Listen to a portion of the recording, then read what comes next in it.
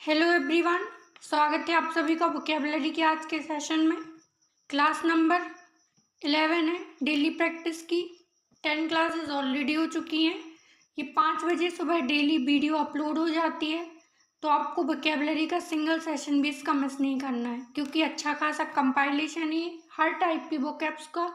अगर आप इतना भी कर लेते हो तो आपका कोई भी एग्जाम में वोकेबलरी का क्वेश्चन कभी गलत नहीं होगा। चलिए बिना डिले किए स्टार्ट करते हैं। फर्स्ट है पेनेसिया, यानी एक ऐसा इलाज जो कि रामबाण है, यानी कि हर समस्या का समाधान, उसको बोलेंगे पेनेसिया। जैसे बोलते हैं ना कि ये तो रामबाण औषधि है, इसका यूज करोगे ना तो हर प्रकार की समस्या तुम्हारी खत्म हो जाएगी, उसी को बोलेंगे पेनेसिया होना। इसमें रूट वर्ड है पेन। पेन का मतलब होता है ऑल, जो हर चीज को कवर करे, हर चीज से रिलेटेड हो, वो है पेन। तो a universal remedy that cure all diseases और सॉल्व ऑल प्रॉब्लम्स, जो सारी डिसीजेस को क्योर करता है, यानी कि उनको सॉल्व करता है और सारी प्रॉब्लम्स को ख़त्म करता है। ये स्पेशली बीमारी के लिए नहीं है, ये हर उस चीज़ के लिए है जिसे सॉल्व करना है। ठीक है, जैसे कि मार्केट में एक बुक आती है पेनेशिया ऑफ अर्थमेटिक, जो अर्थमेटिक यानी कि मैथ्स की प्रॉब्लम्स को सॉल्व करे, वो क्या हो जाएगी, वो भी पेनेसिया है। तो हर चीज़ का इलाज करने वाली चीज़ उसको बोलेंगे पेनेसिया होना। पार्ट ऑफ स्पीच नाउन हो जाएगी इसकी। सिनोनिम्स क्या हो जाएंगे, कैथोलिकन। कैथोलिकन का मतलब भी क्या होता है, किसी बीमारी का इलाज, ये मेडिसिन के लिए यूज होता है। फिर एक क्योर ऑल, जो हर चीज का क्योर करे, क्योर यानी कि इलाज करना। फिर है प्रिस्क्रिप्शन, जैसे डॉक्टर प्रिस्क्राइब करते हैं हमें कि आपको ये मेडिसिन लेनी है, अगर आपको कोई बीमारी है तो आपको इसे लेना है, वो कहलाएगी प्रिस्क्रिप्शन। और एक वर्ड होता है प्रोस्क्रिप्शन।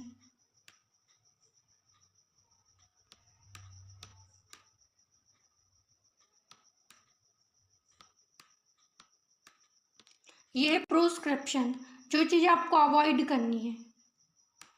डॉक्टर दो चीज़ें करते हैं, एक तो प्रिस्क्राइब करते हैं और प्रोस्क्राइब करते हैं। प्रिस्क्राइब मेडिसिन को आपको प्रिस्क्राइब करेंगे डॉक्टर, और जो अनहेल्दी चीज़ें हैं, ऑयली फूड हैं, उनको प्रोस्क्राइब करेंगे, यानी कि मना करेंगे कि ये चीज़ें नहीं लेनी है। ठीक है। फिर है रेमेडी, किसी चीज़ का इलाज कर देना, रेमेडी कहलाता है।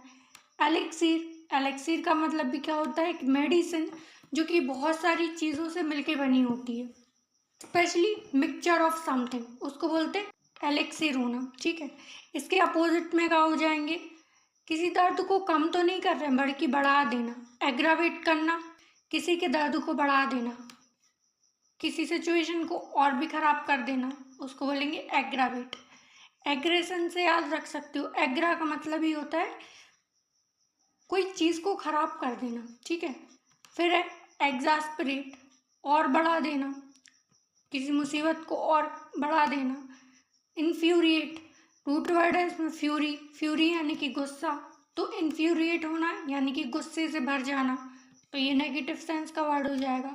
फिर है वैक्स, किसी को अनॉय करना, इरिटेट करना, लगातार उस पर प्रेशर डालते रहना, उसको बोलेंगे वैक्स। वैक्सिंग से याद कर सकते हो। फिर है रफल, रफ चीज़ तो हमेशा रफल होती है, वो तो बहुत रफ है, हार्ड है, यानी कि गुस्से वाला है या फिर टेंशन क्रिएट करने वाला है। सेंटेंस क्या हो जाएगा, आई ऑफर्ड देम, मैंने उनको ऑफर्ड किया, time honoured panacea cod liver oil, मैंने उन्हें ऑफर्ड किया टाइम ऑनर्ड पेनेशिया। देखो पेनेशिया तो पता है कि एक रामबाण इलाज, हर चीज का इलाज, उसको बोलते हैं पेनेशिया।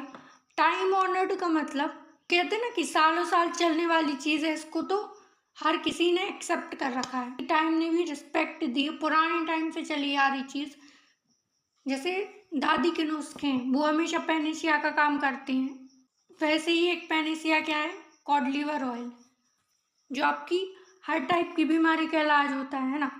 आप चाहे बालों को ले लो, बॉडी को ले लो, रफनेस हो शरीर की, या फिर कोई भी चीज़ हो, उसका इलाज कहाँ पे मिलता है, कॉड लिवर ऑयल, अच्छा होता है शरीर के लिए। तो यही बताया गया है कि कॉड लिवर ऑयल यहाँ पे एक पेनेसिया है। आई सब्जेक्ट है, प्रोनाउन का काम कर रहा है। ऑफर्ड वर्ब है, वर्ब की सेकंड फॉर्म है क्योंकि ईडी लगा है, तो ये कौन सा टेंस हो जाएगा, पास्ट सिंपल। ठीक है। देम ऑब्जेक्ट हो जाएगा यानी कि प्रोनाउन है।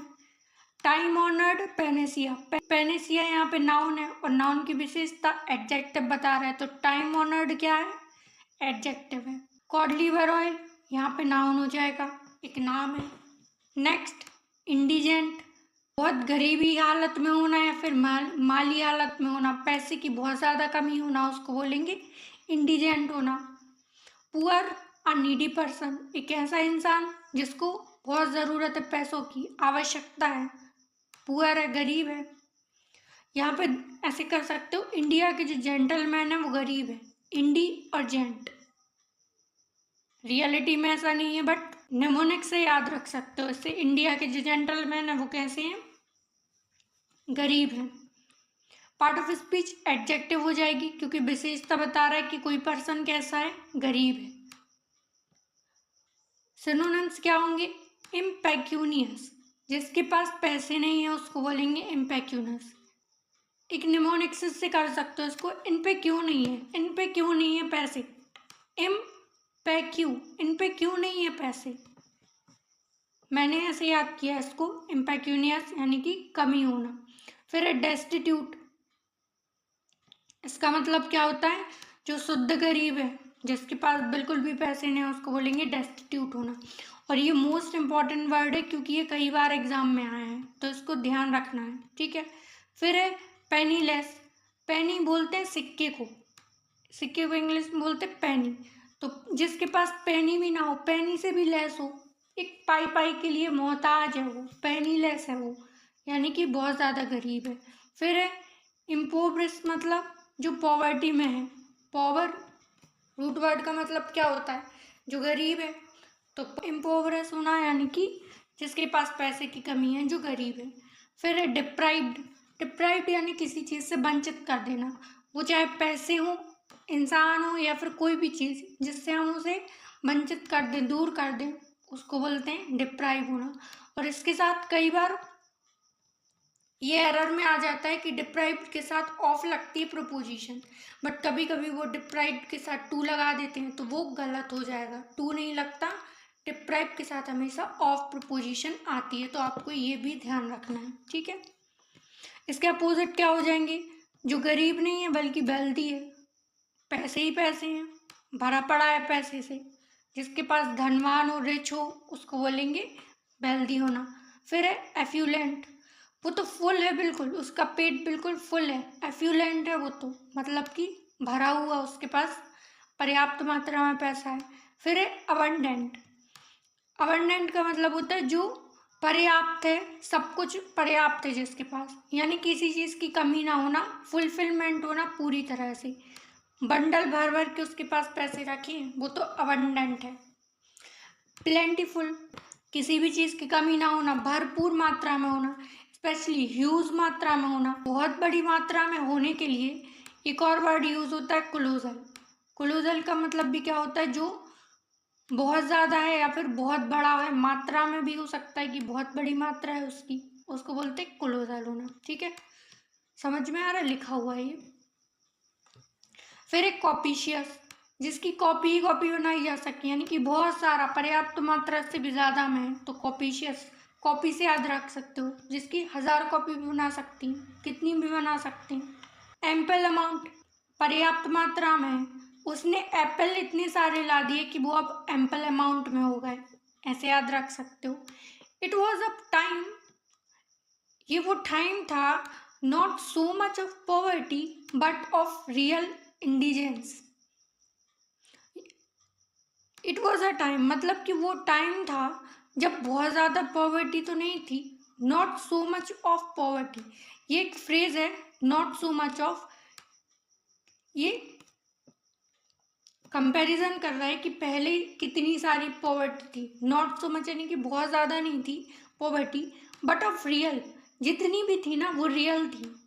जैसे बोलते यार मूवीज़ तो हमारे ज़माने की थी, ये काम तो हमारे ज़माने का था, वैसे ही है कि not so much of poverty, उस टाइम पे बहुत ज़्यादा पॉवर्टी तो नहीं थी, बट जो भी था ना वो असलियत में था। अभी तो सारी चीज़ें नकली चलती हैं, बट तब जो था ना वो सही था बिल्कुल। इट यहाँ पे प्रोनाउन हो जाएगा, इंट्रोडक्टरी सब्जेक्ट है। फिर हेल्पिंग वर्ब वॉज, तो ये कौन सा टेंस हो गया? पास्ट सिंपल टेंस हो गया, है ना। आ आर्टिकल है। टाइम, टाइम यहाँ पे एडजेक्टिव हो गया। नॉट नेगेटिव है। सो मच ऑफ पॉवर्टी, ये पूरा फ्रेज का काम कर रहा है। पॉवर्टी नाउन है, but conjunction of preposition real adjective और इंडिजेंस नाउन हो जाएगा। तो पैनेसिया जो हर चीज़ का इलाज करे, और इंडिजेंट जो गरीब है। पेक्यूलियर, एक ऐसी अजीब सी चीज़ जिसका कोई ना तो मतलब निकल पाए और ना हम खुद समझ पाए कि ये क्या चीज़ है, जो स्पष्ट ना हो, क्लियर ना हो, विचित्र सी, अजीब सी।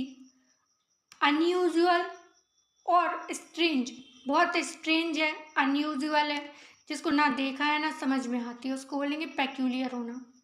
पार्ट ऑफ स्पीच एडजेक्टिव हो जाएगी, क्योंकि विशेषता बता रहा है कि कोई चीज़ कैसी है, पेक्यूलियर है, अजीब सी है, विचित्र सी है।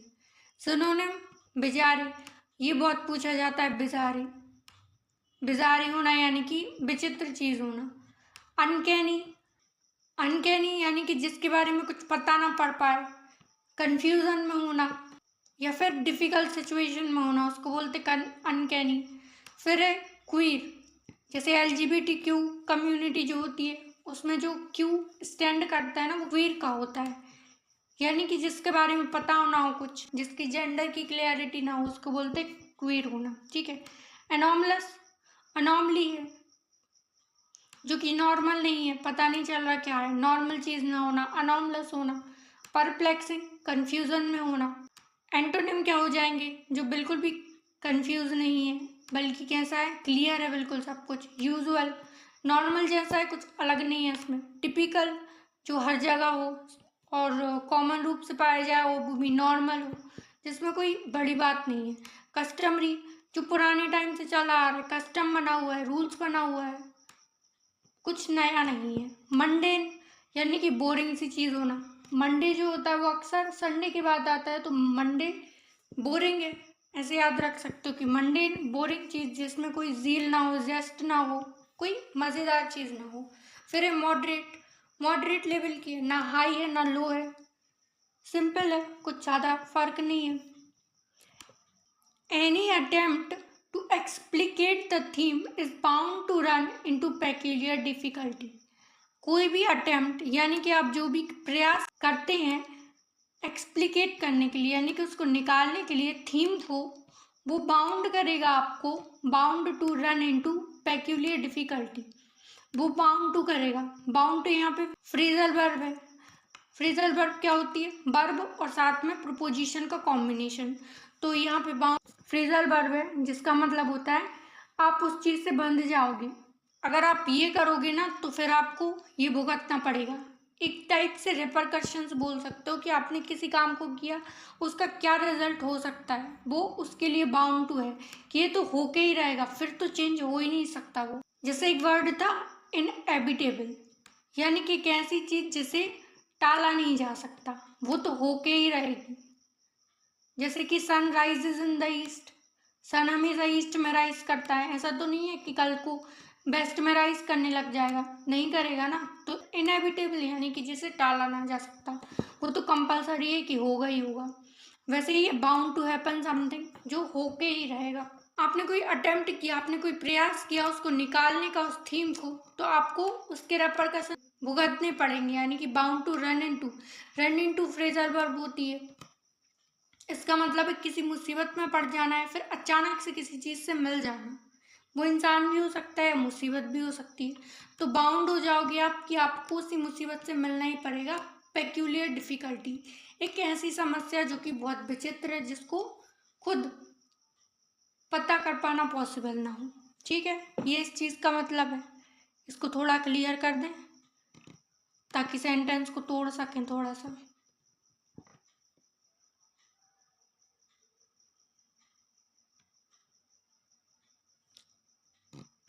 एनी अटेम्प्ट, अटेम्प्ट यहाँ पे नाउन है, नाउन की विशेषता बता रहा है। एनी यहाँ पे एडजेक्टिव हो जाएगा कि कोई भी अटेम्प्ट।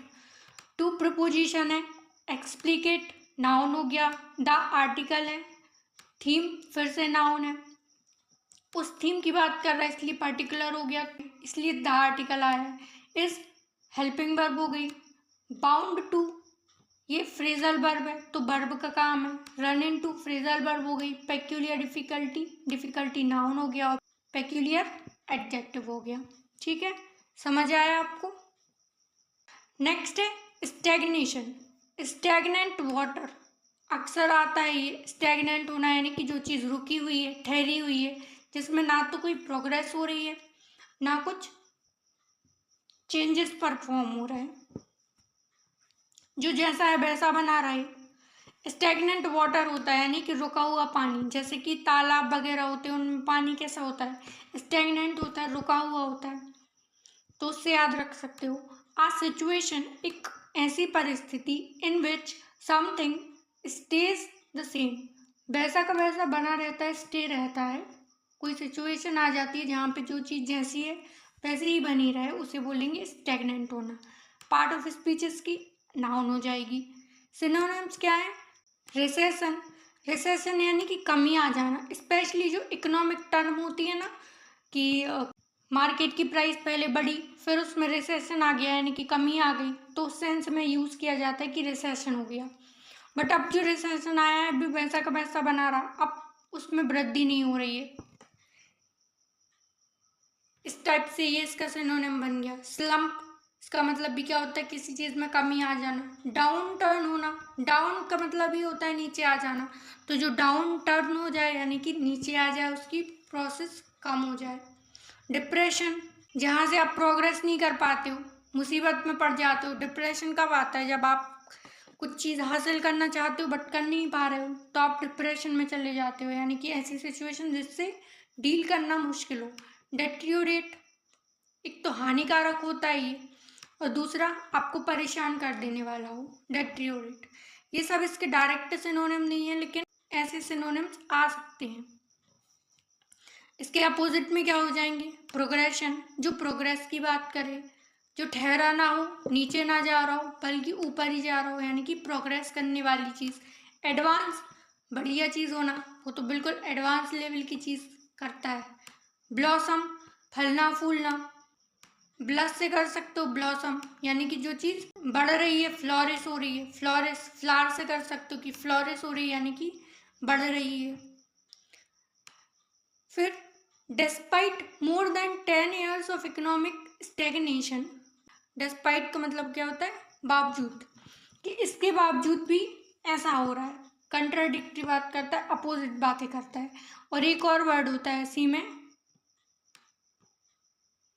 In spite of. इन दोनों के मतलब होते हैं क्या? के बावजूद, कि इसके बावजूद भी ऐसा हो रहा है। ये एरर डिटेक्शन में ना मल्टीपल टाइम पूछे जाते हो। हर बार ना दो ही चीज़ें इसमें निकलती हैं। एक तो ये कि डिस्पाइट के साथ ऑफ लगा देंगे वो, तो वो चीज़ गलत हो जाएगी, या फिर इन स्पाइट में से ऑफ हटा देते हैं। यही दो चीज़ें मिलती हैं उनको करने के लिए, लेकिन ये मल्टीपल टाइम करते हैं। एरर डिटेक्शन का देखोगे आपको किसी ना किसी शिफ्ट में ये मिल ही जाएगा। तो याद रखना, डिस्पाइट के साथ कभी ऑफ नहीं आता और इन स्पाइट के साथ हमेशा ऑफ आता है। ठीक है, डिस्पाइट बावजूद more than 10 years of economic stagnation. जो इकोनॉमिक स्टैग्नेशन था यानी कि हमारा जो आर्थिक स्थिति थी वो स्टैग्नेंट बनी रही, जैसी की तैसी थी वो वैसी ही रही पूरे 10 साल तक, या फिर 10 साल से ज़्यादा तक रही। उसके बावजूद भी जो अनएम्प्लॉयमेंट रेट थी वो रिमेन्स लो। फिर भी जो अनएम्प्लॉयमेंट रेट थी यानी कि बेरोजगारी की दर थी वो हम फिर भी कम रही। इतना सारा रिसेशन आया यानी कि स्टेगनेंस रही, आर्थिक स्थिति में कमी रही। 10 साल से ज़्यादा हो गए कि आर्थिक स्थिति वैसी की वैसी स्थिर बनी रही, कुछ उसमें प्रोग्रेस नहीं हुई। उसके बावजूद भी क्या हुआ कि जो बेरोजगारी की दर है वो नहीं बढ़ी, वो रिमेन्स लो ही रही, लो पे लो ही रही। ये इस पूरे सेंटेंस का मतलब है। ठीक है, समझ आए? तोड़ते हैं इसको। डिस्पाइट यहाँ पे कंजंक्शन का काम कर रहा है, जो बता रहा है के बावजूद, इसका मतलब है मोर देन। देखो मोर है यहाँ पे एडजेक्टिव और देन लगेगा प्रोपोजिशन के तौर पे, ठीक है। देन होता है प्रोपोजिशन कि मोर देन, ज़्यादा की बात कर रहा है कि मोर देन 10 ईयर्स। नाउन है यहाँ पे 10 ईयर्स, कि मोर देन 10 ईयर्स के बाद भी of economic stagnation, of proposition हो जाएगा, इकोनॉमिक स्टैग्नेशन ये पूरा नाउन हो जाएगा। द आर्टिकल है अनएम्प्लॉयमेंट रेट, ये पूरी नाउन हो जाएगी। रिमेन्स वर्ब और लो ऑब्जेक्ट यानी कि नाउन हो जाएगा। तो पेक्यूलियर यानी कि जो चीज़ क्लियर नहीं है, और स्टैग्नेशन जो चीज़ स्थिर है, चेंजेस नहीं हो रहे हैं जिसमें, ठीक है। नेक्स्ट फ्रेजाइल, फ्रेजाइल जो आसानी से टूट जाए, जिसमें बिल्कुल भी रजिस्ट करने की क्षमता ना हो, आसानी से टूटने वाला। इजीली डैमेज्ड और ब्रोकन, जो इजीली डैमेज हो जाए और ब्रोक हो जाए, टूट जाए। पार्ट ऑफ स्पीच वर्ब हो जाएगी। ब्रिटल ये मल्टीपल टाइम पूछा गया है, इसको हिंदी में बोलते भंगुर होना। जैसे कि कांच होता है, कांच में अगर थोड़ा सा भी कुछ क्रैक लग जाए ना, तो वो पूरा बिल्कुल चट चट चट चट हो जाता है, यानी कि पूरी तरह से वो टूट जाएगा, उसको बोलेंगे ब्रिटल होना। फ्रेल जो बिल्कुल कमज़ोर हो, नाजुक कली टाइप की चीज़ होना, उसको बोलेंगे फ्रेल होना। फिर डेंटी, डेंटी का मतलब भी सेम होता है डेलिकेट, डेलिकेट चीज़ें होती हैं, कांच की चीज़ें डेलिकेट होती हैं, यानी कि आसानी से खराब हो जाए, टूट जाए। जैसे छुई मुई का पौधा होता है, उसको हाथ लगाओगे तो वो मुरझा जाता है, तो वो डेलिकेट है। फिर बर्नरेबल, जो बिल्कुल ऐसी कगार पे हो कि अगर उसको थोड़ा भी छेड़ोगे ना तो वो खराब हो जाएगा। जैसे कि कुछ स्पीसीज होती हैं जो एज पे होती हैं कि उनको थोड़ा सा और पुश करोगे ना तो वो बिल्कुल विलुप्त हो जाएंगी, यानी कि वो ख़त्म कर देंगे अपनी प्रजाति को, उसी को बोलते हैं वल्नरेबल होना। फिर फीवर, बहुत कमज़ोर स्थिति में होना, उसको बोलते हैं फीवर होना। फिर है डेबिलिटेट, यानी जो कमजोरी की स्थिति में घट रहा है, लगातार घटता चला जा रहा है, नीचे डाउन स्ट्रीम में होना, उसको बोलेंगे क्या, डेबिलिटेट होना। इसके अपोजिट क्या हो जाएंगे, रोबस्ट, मजबूत होना, मल्टीपल टाइम पूछा गया है। रोबस्ट याद रखना, मजबूती से होना, मजबूत होना कुछ। माइटी, या भी सीजीएल के एग्जाम में पूछा गया था, माइटी हार्ड है, स्टफ है, उसको बोलेंगे माइटी होना। फिर ब्रॉनी, ये बॉडी के लिए स्पेशली यूज होता है, यानी कि जो मजबूत है, बिल्कुल कठोर है। हस्की, हस्की का मतलब भी यही होता है, जो स्पेशली रफ है, कठोर तो है लेकिन हार्ड है, उसकी स्किन हार्ड है, रफ है, उसको बोलते हैं हस्की होना। स्टेपिंग, जो खराब स्थिति में है, मतलब उसकी स्थिति बहुत ज़्यादा अच्छी नहीं है। फिर हरक्यूलियन, इडम भी होता है, हरक्यूलियन टास्क का काम होना, यानी कि ऐसा काम करना जो कि बहुत टफ हो, कठिन हो, उसको बोलते हैं हरक्यूलियन होना। Although she had been fragile for some time, her death was sudden. जैसे अभी डिस्पाइट आया था ना, वैसे ही कंट्राडिक्टी बात करता है ऑल्दो, यानी कि हालांकि ऐसी सिचुएशन थी बट फिर भी ऐसा हो गया। कंट्राडिक्टी बात करता है, अपोजिट मीनिंग निकालते हैं ये, ठीक है। तो यहाँ पे एक कंजंक्शन हो जाएगा, शी हैड बीन फ्रेजाइल, वो फ्रेजाइल थी, यानी कि वो ऐसी कंडीशन में थी कुछ टाइम से कि उसे कुछ भी हो सकता था। जैसे कुछ लोग बिस्तर पे पड़े होते हैं बिल्कुल कि अब उनको कुछ भी हो सकता है, तो वो वैसी ही कंडीशन में थी, फ्रेजाइल थी कि आसानी से टूट जाए, कुछ भी हो सकता था उसको, ऐसी कंडीशन में थी वो कुछ टाइम से। लेकिन फिर उल्टा हो गया इसमें, बट फिर भी हर डेथ वॉज सडन, पर उसकी जो मृत्यु थी ना, मौत हुई, वो सडन थी, वो अचानक थी। हालांकि फ्रेजाइल तो थी वो, लेकिन इतनी भी नहीं थी कि डेथ ही हो जाएगी, बट रियलिटी में उसकी डेथ हो गई, तो वो चीज़ थोड़ी सी सरप्राइजिंग थी। कंट्राडिक्टिव बात है यहाँ पे, ठीक है। ये कंजंक्शन हो गया, ऑल्दो यानी कि हालांकि होता है इसका मतलब। सी प्रोनाउन हो गया, सब्जेक्ट का काम कर रहा है, हैड बीन हेल्पिंग वर्ब है, फ्रेजाइल यहाँ पे एडजेक्टिव है। तो देखो यहाँ पे फ्रेजाइल वर्ब है, तो वर्ब और एडजेक्टिव दोनों का काम कर सकता है फ्रेजाइल, ठीक है। यहाँ पे एडजेक्टिव का कर रहा है और यहाँ पे वर्ब लिखी है, ठीक है। हैड बीन के साथ वर्ब की थर्ड फॉर्म क्यों नहीं आई, क्योंकि यहाँ पे कोई एक्शन परफॉर्म नहीं हो रहा, सिंपली इंफॉर्मेशन बताई जा रही है कि वो कैसी थी, वो फ्रेजाइल थी, ठीक है। तो यहाँ पे सिंपल इंफॉर्मेशन बताई जाए, कोई एक्शन परफॉर्म नहीं हो, वहाँ पे हम हेल्पिंग वर्ब के साथ एडजेक्टिव लगाते हैं, ना कि वर्ब, ठीक है। फॉर प्रपोजिशन हो जाएगा, टाइम यहाँ पे नाउन है और सम एडजेक्टिव, तो सम टाइम पूरा ऑब्जेक्ट हो गया, ठीक है। हर डेथ, उसकी जो डेथ थी, तो डेथ यहाँ पे नाउन है, हर यहाँ पे एडजेक्टिव है, कौन सा, possessive adjective. Was helping verb हो जाएगी, वो सडन फिर से क्या हो जाएगा, एडजेक्टिव, कि उसकी डेथ थी वो कैसी थी, सडन थी, अचानक से हुई। नेक्स्ट, ऑस्टर करना, यानी किसी को उसके पद से बर्खास्त कर देना, वो किसी पोजीशन पर बैठा है उससे हटा देना या उसको बाहर निकाल के फेंक देना, ऑस्टर करना होता है। ओ से कर सकते हो, ओ यानी कि आउट कर देना। तो एक्सपल्शन निकाल देना, और रिमूवल फ्रॉम अ प्लेस और पोजीशन ऑक्यूपाइड, उसने जो पोजीशन ऑक्यूपाई कर रखी है, यानी कि उसने जिस पद पर अभी वो ऑक्यूपाई बैठा हुआ है उससे उसको हटा देना या फिर रिमूव कर देना, निकाल के बाहर फेंक देना या फिर सिर्फ रिमूव कर देना, ऑस्टर करना होता है, ठीक है। पार्ट ऑफ स्पीच नाउन हो जाएगी। एक्सपल्शन, एक्स से याद कर सकते हो, एक्स यानी कि निकाल देना। इजेक्शन यानी कि निकाल देना, देखो एक वर्ड होता है इंजेक्शन, इंजेक्ट करना, आपने किसी की बॉडी में इंजेक्शन लगाया, यानी कि कोई चीज़ इंजेक्ट की अंदर, तो वो होती इंजेक्ट करना। लेकिन इजेक्ट करना इसमें एन नहीं है, इजेक्ट करना यानी कि बाहर निकाल देना, ठीक है।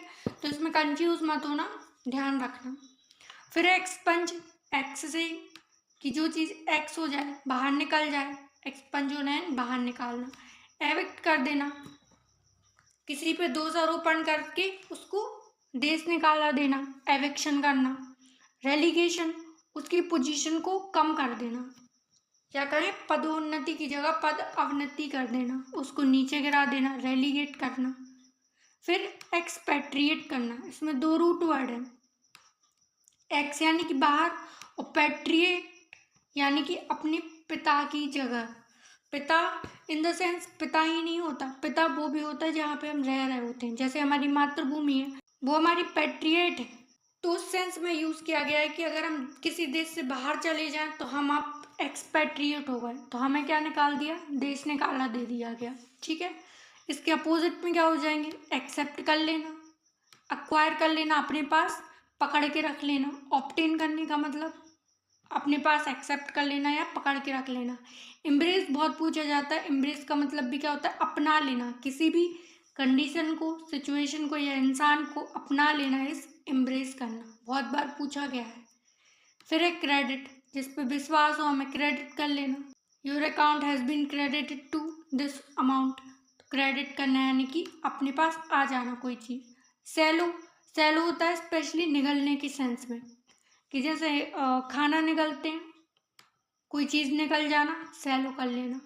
अडॉप्ट करना, देखो इसमें तीन वर्ड होते हैं, अडॉप्ट तो ठीक है, अडॉप्ट यानी कि किसी को अडॉप्ट कर लेना, अपने पास रख लेना, जैसे अडॉप्शन करते हैं ना वो।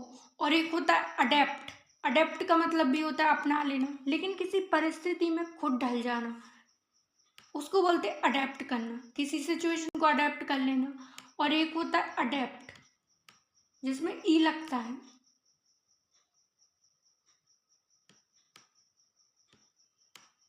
इसका मतलब होता है कोई इंसान जो स्किलफुल है, एडजेक्टिव है ये, उसकी विशेषता बता रहा है कि एक इंसान कैसा है, स्किलफुल है, उसके पास बहुत सारी नॉलेज है और अच्छा खासा ज्ञान है उसके पास, उसको बोलते हैं अडेप्ट होना। इसमें ए लगा है, एक बार फिर से लिख देती हूँ क्लियरली, अडेप्ट है ये।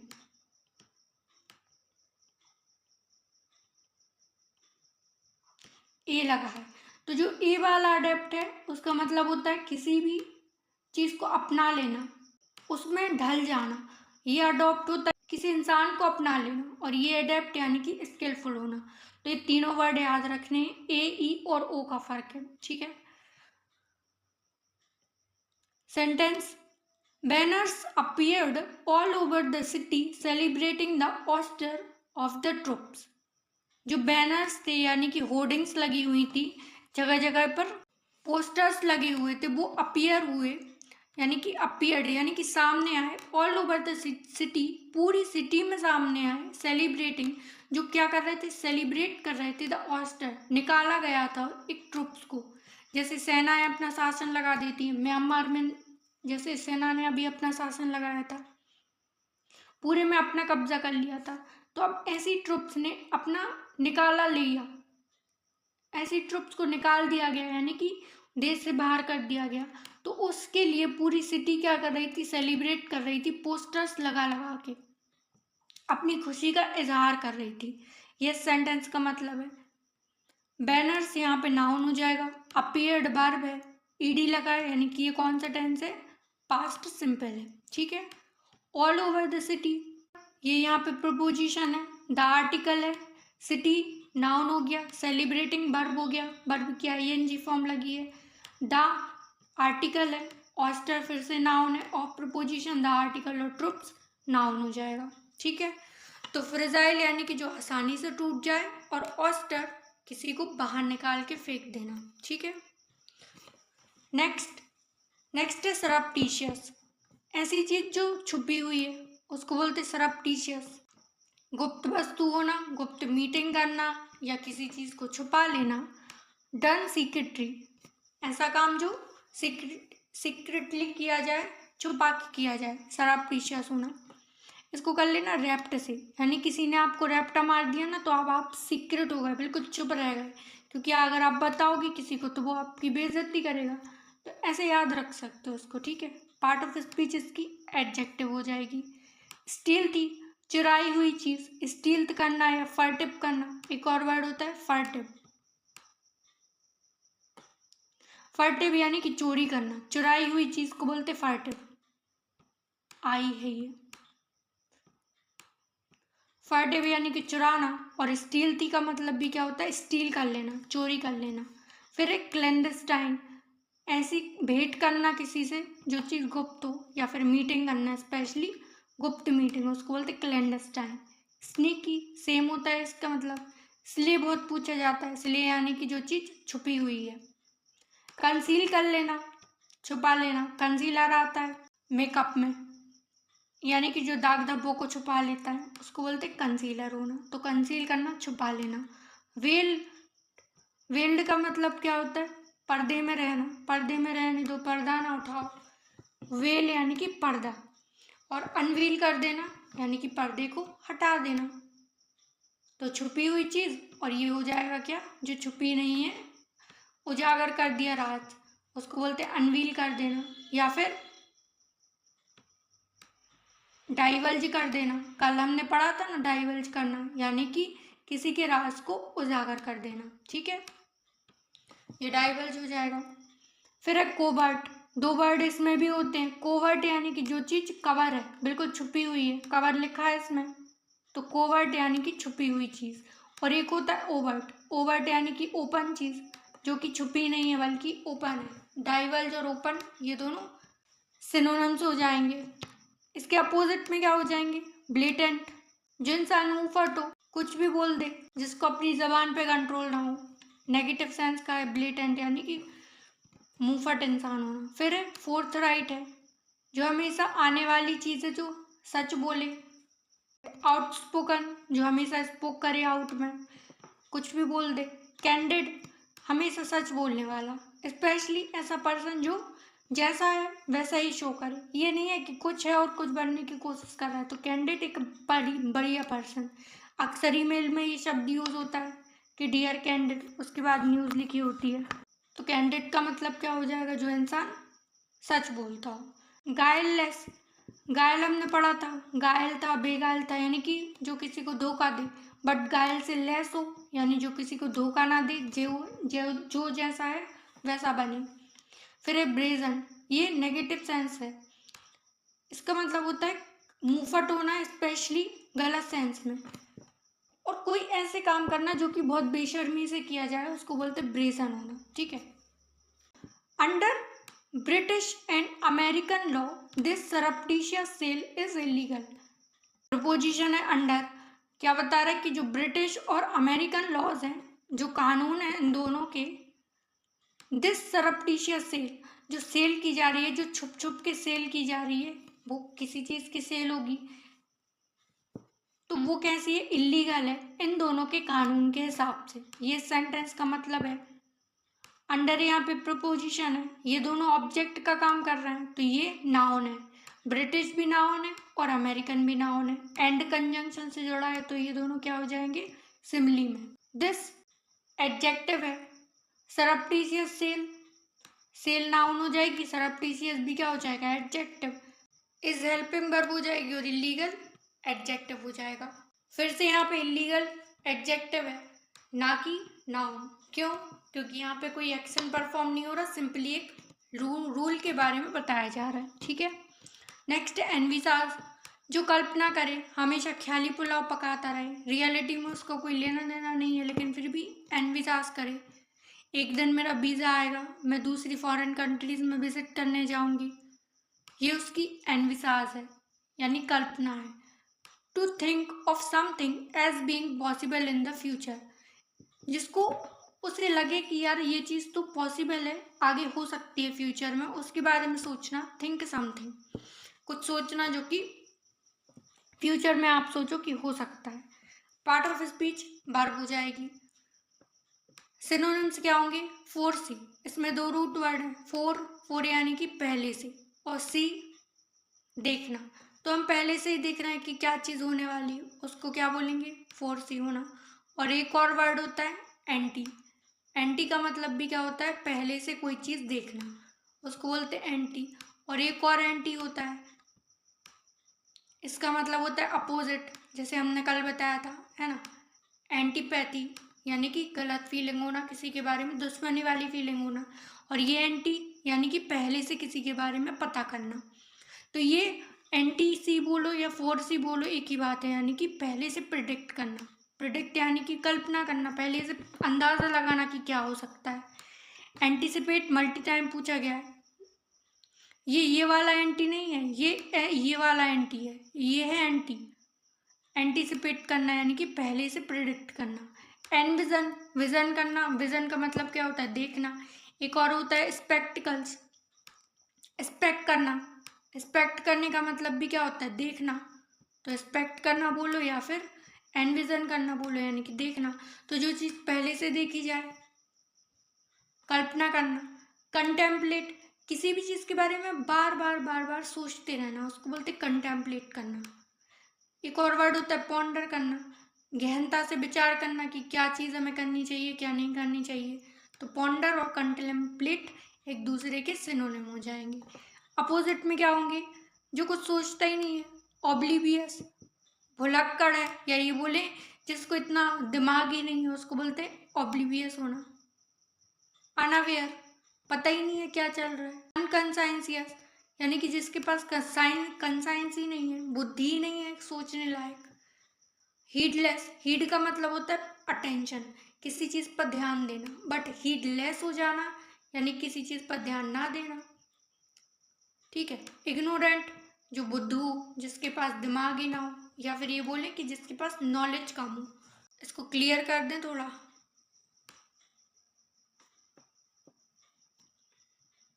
Living the student lifestyle, it becomes difficult to envisage your in a normal routine. Your नहीं होगा, ये यू होगा, ठीक है। तो ये थोड़ा मिसटाइपिंग हो गया, यू होगा यहाँ पे। कि जब आप स्टूडेंट की लाइफस्टाइल को जीने लगते हो, यानी कि आप जब स्टूडेंट की लाइफस्टाइल जी रहे हो, तो ये बहुत डिफ़िकल्ट हो जाता है आपके लिए कल्पना करना, आपके लिए कल्पना करना बहुत मुश्किल हो जाता है इन अ नॉर्मल रूटीन। कि आप नॉर्मल रूटीन में हो, ये चीज़ आपको कल्पना करना बहुत मुश्किल हो जाता है जब आप स्टूडेंट लाइफ को जी रहे हो, क्योंकि स्टूडेंट लाइफ में बहुत सारी चीज़ें होती हैं। तो नॉर्मल रूटीन ना और स्टूडेंट लाइफ दोनों बहुत अलग चीज़ है, उनका आपस में कोई लेना देना नहीं होता। ये इस सेंटेंस का मतलब है। लिविंग यहाँ पे वर्ब है, द आर्टिकल हो गया, स्टूडेंट लाइफ स्टाइल ये पूरा नाउन हो जाएगा। इट इंट्रोडक्टरी सब्जेक्ट है, तो यहाँ पे प्रोनाउन है। ही सी इट, इनके साथ सिंगुलर फॉर्म लगती है, तो बिकम के साथ एस लग गया। ये क्या है, वर्ब हो गई। डिफ़िकल्ट टू, डिफ़िकल्ट नाउन हो गया, टू प्रपोजिशन है, एनविसार्स फिर से क्या हो गया, वर्ब है। यू नाउन हो गया या फिर ऑब्जेक्ट हो गया। In preposition article, normal routine, routine noun हो गया और नॉर्मल एडजेक्टिव हो गया। ठीक है, तो सरप्टिशियस कोई चीज़ जो गुप्त है, बिल्कुल छुपी हुई है, और एनविसास कल्पना करना, ख्याली पुलाव पकाना। ठीक है, नेक्स्ट है ऑफस्केट करना, ऐसी चीज़ जो कि स्पष्ट नहीं है, क्लियर नहीं है, बल्कि कंफ्यूजन में है, परप्लेक्सिंग है, समझ ही नहीं आ रहा क्या चल रहा है, उसको बोलेंगे ऑफस्केट। ये तो पूरा फस क्रिएट हो गया, समझ ही नहीं आ रहा क्या चल रहा है, पूरा फंसी फंसी हो गया, मैसी हो गया, ऐसे याद रख सकते हो। To make something unclear and more difficult to understand, एक ऐसी चीज़ को बहुत डिफ़िकल्ट बना देना, कन्फ्यूज़न बना देना, ताकि वो समझ ही ना आए कि क्या है, उसको बोलेंगे ऑफस्केट होना। पार्ट ऑफ स्पीच वर्ब हो जाएगी।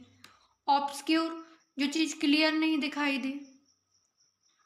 ब्लर, ब्लर है बिल्कुल, जो चीज़ क्लियर नहीं है। मडल, मड से याद कर सकते हो, मड यानी कि कीचड़, तो जो मडल है कन्फ्यूज़न में, कीचड़ में सनी हुई है, दिख नहीं रही है। जंबल, पैराजंबल्स होते हैं, इधर उधर जमे हुए होते हैं, हमें पैराजंबल्स को एक सीक्वेंस में जमा आना होता है, तो जंबल यानी कि जो इधर उधर बिखरे हुए हैं। गार्बल का मतलब भी क्या होता है, जो इधर उधर बिखरे हैं। बी बिल्डर, कंफ्यूज होना, जो बिल्डर है वो कैसा है, वो कंफ्यूज है। परप्लेक्स का मतलब भी सेम होता है, कंफ्यूजन में होना, और बैफल सेम कंफ्यूजन में होना। सिनोनिम में इसलिए बहुत ज़्यादा अंतर नहीं है इनमें, सेम ही डेफिनेशन है सबकी। अपोजिट क्या हो जाएंगे, क्लैरिफाई, जो बिल्कुल क्लियर है, कंफ्यूजन का सवाल ही पैदा नहीं होता। एल्यूसिडेट होना, इसमें रूट वर्ड है ल्यूस, ल्यूस का मतलब क्या होता है, क्लियर से रिलेटेड होता है, जो चीज़ क्लियर हो, तो एल्यूसिडेट, पेल्यूसिडेट या फिर सिंपल लूसिड, इन सब का मतलब क्या हो जाएगा, क्लियर होना। इल्यूमिनेट, चमकदार है, दूर से भी देखोगे ना तो साफ दिखाई देगा। इल्यूमिनेट यानी कि क्लियर होना बिल्कुल। ल्यूम, ल्यूम का मतलब भी क्या होता है, चमकना। फिर एक्सप्लिकेट करना, बाहर निकाल के फेंक देना, जो अंदर नहीं है, छुपा नहीं है, बल्कि बाहर है, क्लियर है सब कुछ। आर्टिकुलेट, मोस्ट इंपॉर्टेंट वर्ड है, यानी कि स्पष्ट चीज़ का होना। ठीक है, she was criticised for using arguments that obfuscate the main issue, उसको क्रिटिसाइज किया गया था कि वो आर्ग्यूमेंट्स यूज कर रही थी जो कि बेकार के थे, दैट ऑब्फस्केट, जो अनक्लियर कर रहे थे मेन इशू को, मेन इशू से भटका रहे थे, जो मेन पॉइंट थी उसको छोड़ के वो पता नहीं क्या आर्ग्यूमेंट्स दे रही थी, इसकी वजह से उसको क्रिटिसाइज किया गया था, यानी उसकी आलोचना की गई थी। सी यहाँ पे प्रोनाउन है, सब्जेक्ट का काम कर रहा है। वॉज हेल्पिंग वर्ब है, वॉज के साथ वर्ब की थर्ड फॉर्म लगी है, क्योंकि सेकंड तो आएगी नहीं, थर्ड आएगी या फिर सिंपल आएगी, तो वॉज के साथ थर्ड फॉर्म लगी है, यानी कि ये पास्ट सिंपल का कौन सा है, पैसिव वॉइस है। क्या लिख दिया ये, पैसिव वॉइस, पी भी लिखना था, ठीक है, पैसिव वॉइस है ये। फॉर प्रपोजिशन है, यूजिंग आर्ग्यूमेंट्स, आर्ग्यूमेंट नाउन हो गया, इसके साथ ये यूजिंग वर्ब लगी है यहाँ पे, ठीक है। दैट कंजंक्शन है, ऑब्फस्केट वर्ब हो गई, द आर्टिकल, मेन इशू, ये नाउन, इशू नाउन हो जाएगा और मेन एडजेक्टिव। अब तो आपको सेंटेंस तोड़ना आने लगा होगा थोड़ा थोड़ा सा, ठीक है, कहीं कहीं पे कंफ्यूजन होती है, जैसे यूजिंग यहाँ पे आ गया था, बाकी तो ये सिंपल चीज़ें हैं, हर सेंटेंस में ऐसे ही रिपीट होती हैं, तो बहुत ज़्यादा अंतर आता नहीं है इनमें, ठीक है, तो आप पहचान लोगे। ये सब चीज़ें हेल्प करती हैं जब आप पैसेज करते हो, स्पेशली क्लोज टेस्ट करते हो ना, तो आपको गैस वर्क में बहुत हेल्प मिलती है, तो इसको समझते जाना है, इसको इग्नोर नहीं करना है, बहुत इंपॉर्टेंट चीज़ है ये। फिर है नेक्स्ट और लास्ट, जीपर्डाइज, जीपर्डाइज करना यानी कि खतरे में डाल देना, ऐसी सिचुएशन क्रिएट हो जाना जो कि टेंशन क्रिएट करे या फिर आपको मुसीबत में डाल दे, उसको बोलते जीपर्डाइज। जियो से कर सकते हो, जियो, लियो यानी कि खतरा होना। मे डैमेज समथिंग और put it at a risk, जो आपको रिस्क में डाल दे या फिर डैमेज कर दे, उसको बोलेंगे जीपर्डाइज करना। पार्ट ऑफ स्पीच वर्ब हो जाएगी। इम्पेरिल, खतरा, थ्रेटन खतरा, मेनाक ऐसी चीज़ जो खराब है, खतरे में है, डेट्रीमेंटल आपकी सेहत के लिए हानिकारक है या फिर हानिकारक चीज़ होना, एंडेंजर्ड ऐसी सिचुएशन में है कि अगर इससे ज़्यादा कुछ हुआ ना तो वो खतरे में पड़ जाएगी, ख़त्म हो जाएगी। एंडेंजर्ड स्पीसीज होती हैं जो कि बिल्कुल एज पे होती हैं कि उनको ख़त्म कर दिया जाएगा कुछ टाइम के बाद, उनको बोल एंडेंजर्ड में होना। एंटोनिम क्या हो जाएंगी? जो प्रोटेक्ट है, बिल्कुल क्लियर है, शील्ड पूरी तरह से बंद है, चारों तरफ से घिरी हुई है, एम्बेट में है, कल पढ़ा था हमने, एम्बेट है, परव्यू है, अंदर सीमा में है, उसको बोलेंगे शील्ड में छुपी होना। फोर्टिफाई फोर्ट से बना है, फोर्ट क्या होता है? किला, तो फोर्टिफाई करना यानी कि मजबूती देना। हार्बर मजबूत होना। इंस्यूलेट जो इंस्यूल है, बिल्कुल जैसे इंस्यूलेटर्स होते हैं, ये फिजिक्स में पढ़ा होगा आपने, जिसके अंदर करंट पास नहीं हो पाती यानी कि प्रोटेक्टेड होते हैं ये। इनोक्यूलेट होना, इसका मतलब भी जिस पे ज़्यादा फर्क ना पड़े। तो सम कैबिन क्रू, जो कैबिन क्रू थे जो कि एयरप्लेन्स में होते कैबिन क्रू जो आपको सर्विस प्रोवाइड करते हैं, तो कुछ कैबिन क्रू जो हैं वो विल आर्ग्यू, वो आर्ग्यू करेंगे दैट लेक ऑफ स्लीप, कि स्लीप की जो कमी है, आप कम सोओगे तो मे जीपर्डाइज करेगा पैसेंजर की सेफ्टी को। कि वहाँ के जो कैबिन क्रू हैं जो वहाँ पे काम करते हैं, उन्होंने आर्ग्यू किया कि जो लेक ऑफ स्लीप है यानी कि अगर आप वो कम नींद लेंगे तो वो खतरे में डाल देगी पैसेंजर्स की सेफ्टी, क्योंकि अगर आप नींद में एरोप्लेन चलाओगे तो ऑब्वियसली पैसेंजर्स को तो खतरा हो गई, सेफ्टी को तो प्रॉब्लम होगी। तो ये इस चीज़ पे आर्ग्यू करेंगे, ये सेंटेंस का मतलब है। सम कैबिन क्रू यहाँ पे नाउन है, सम है एडजेक्टिव हो जाएगा, बिल हेल्पिंग वर्ब हो जाएगी, आर्ग्यू नाउन हो जाएगी, दैट कंजंक्शन है, लेक ऑफ स्लीप ये पूरा नाउन है, नाउन ऑफ नाउन है, में मॉडल है, मॉडल के साथ वर्ब की बेस फॉर्म आएगी, तो जियोपर्डाइज क्या है? सिंपल आया बिल्कुल। पैसेंजर सेफ्टी ये पूरा नाउन हो जाएगा। सिंपल सेंटेंस था, तोड़ना आसान था। तो ऑफस्केट करना, किसी भी सिचुएशन को और अनक्लियर बना देना, समझ ही ना है क्या चल रहा है, और जियोपर्डाइज खतरे में डालना। आई होप सेशन आपको पसंद आया होगा। अगर डेली आपको मेरी ये मेहनत पसंद आ रही है ना तो अपने दोस्तों के साथ शेयर करें और लाइक शेयर एंड सब्सक्राइब ज़रूर करें। पीडीएफ आपको टेलीग्राम चैनल पे मिल जाएगा, लिंक डिस्क्रिप्शन में है, आप उसे जाके चेक कर सकते हैं। इसके अलावा वीडियो चलती है आरसी की, रीडिंग कॉम्प्रीहेंशन की, जो कि आपके पैसेज को और मजबूत बनाती है। आपकी अगर रीडिंग कमज़ोर है तो आप उन पैसेज को भी रेफ़र कर सकते हैं, तो आपको इसी चैनल पर मिल जाएंगे, तो उनको भी विज़िट करना ना भूलें। आज के लिए बस इतना ही, फिर मिलेंगे नेक्स्ट वीडियो में।